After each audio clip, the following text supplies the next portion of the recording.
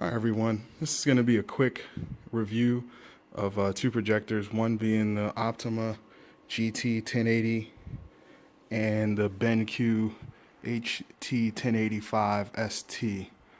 I originally bought the BenQ just because of reviews mostly versus the Optoma. People tend to favor the BenQ projectors.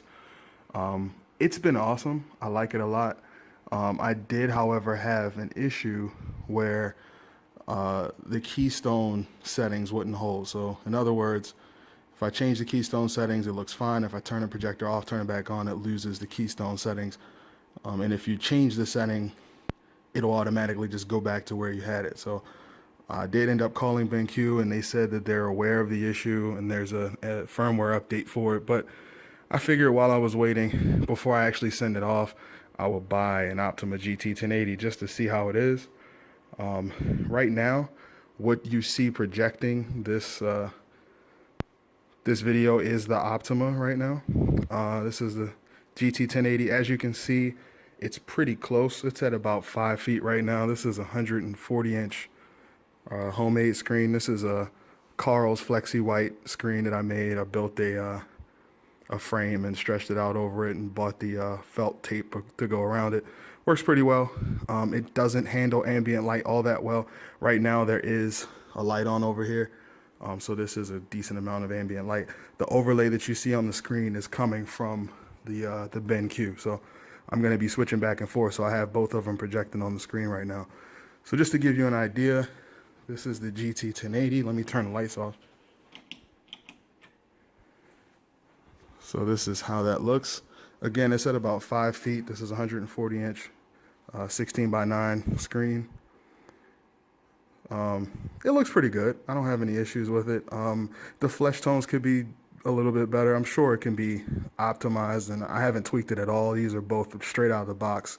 The Optoma is set to vivid right now. I've tried cinema mode. It does help a lot, but it does kill a lot of the actual light brightness of the picture. So even though the Optoma does say that it's 2800 lumens versus the 2200 of the BenQ, they appear to have pretty much the same brightness. I don't notice it at all with the lights on or off. Again, even with the lights on, the Optoma does look a little bit washed out. I'm not washed out, but the flesh tones look a little bit bright. It just looks kind of spotty from a distance. When I'm across the room from about 20 feet away, I do kind of notice some hotspot issues with the Optoma that I don't notice with the BenQ. And I will stand back and you can take a look for yourself. I haven't stood back yet. Let's try that. Turn the lights off again. Again, this is the Optoma that's projecting right now.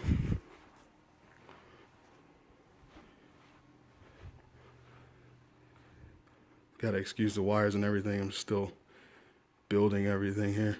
But just to give you an idea, I haven't really seen too many videos of the Optoma, especially comparing it to a BenQ projector, so figured it would be helpful. This is with, I'll turn the lights down to about 50%, so that's half brightness. It's watchable. I wouldn't recommend it like this, but with the lights dimmed down very lowly, it's pretty much perfect. So, all right, now I'm going to switch over to the BenQ, and I'm just going to turn the Optoma off so you can get an idea. Just give me 1 second to switch this out. All right, this is the BenQ HT1085ST. As you can see, this gives you a good indication of the difference, the throw difference between these two. Down at the bottom here, we have the Optoma, and up here we have the BenQ.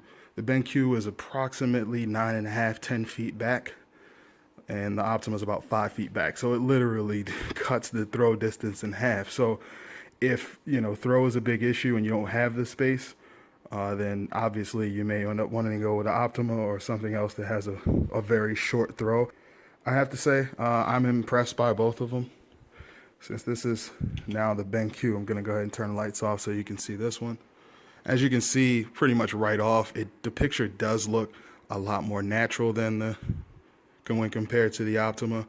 Again, this is out of the box. If you read reviews, for the most part, everyone says that the BenQ looks really good out of the box. Again, you know, not to take anything away from the Optima, because I'm pretty sure it can be tweaked to look just as good as this, if not close to it.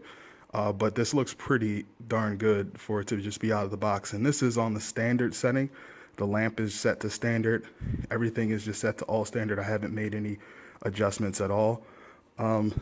Right now, the projector is aimed slightly. It's kind of hard to tell here, but it is aimed slightly upwards. There is about a 2-inch offset between where the lens starts and the screen stops, or the lens starts and stops and the screen starts. This is about a 5 to 6 inch drop from the ceiling. So it's pretty much fine. It's ideal. The issue I have with the Optima though is that there's a pretty big, I guess you would say, vertical lens shift. I am very new to the projectors. These are my first 2 projectors, so I'm not super familiar with everything about them. But basically, that means that if you're on a coffee table and you're shooting upwards, the offset's going to be like, depending on the size of the screen, with my screen, it'd be about a 10-inch offset. So basically, it's going to be, the bottom of the picture is not going to start until 10 inches above the lens. So be mindful of that if you want a ceiling mount. That's another reason why I'm probably going to just end up sending the Optima back, because it won't work for me, because on my ceiling, considering the screen is so big and it only starts 6 inches down from the top of the ceiling, that won't work because the offset's so high that I'd need the screen to be way down in order for that to work without a bunch of keystoning. And I want to avoid any keystone changes. With the BenQ right now, as you're looking at it, this is with no keystone changes at all. So this is a 140-inch screen. This mount, I forget the company. If I can remember the company, I'll post that in the description. But it's about 5 inches from the ceiling. It's a really good mount. It was only like 25 bucks on Amazon. I like it a lot. It was easy to put together. It works. It's very versatile.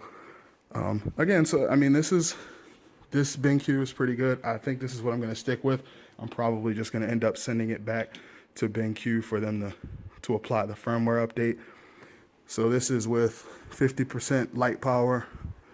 It actually does look a tiny bit better than, actually looks kind of brighter than the Optima did. And this is 50% lights. I'll turn the lights all the way up so you can see.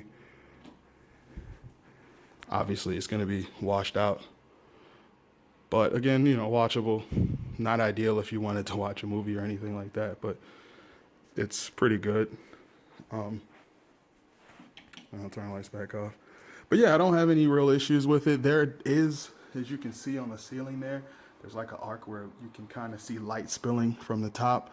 I don't know what that's all about. It doesn't really bother me that much. Another thing I will say, comparing the BenQ to the Optima, is the noise. I don't know if you can hear it. The BenQ definitely is a bit louder than the Optima. It's almost as if the Optima barely makes any noise at all compared to the BenQ. That's one thing that people have complained about with a lot of BenQ projectors, especially the budget ones, that they are a bit noisy. It's nothing that's going to drive you crazy, but being that I don't have any sound on right now, you can obviously hear it. But overall, I'm very happy with the BenQ. I'm glad to be able to do this review because I couldn't find really any information comparing the two. Of course, there are a ton of reviews on both of them, with the exception of maybe the 1085 because it's so new. But hopefully this helps you out.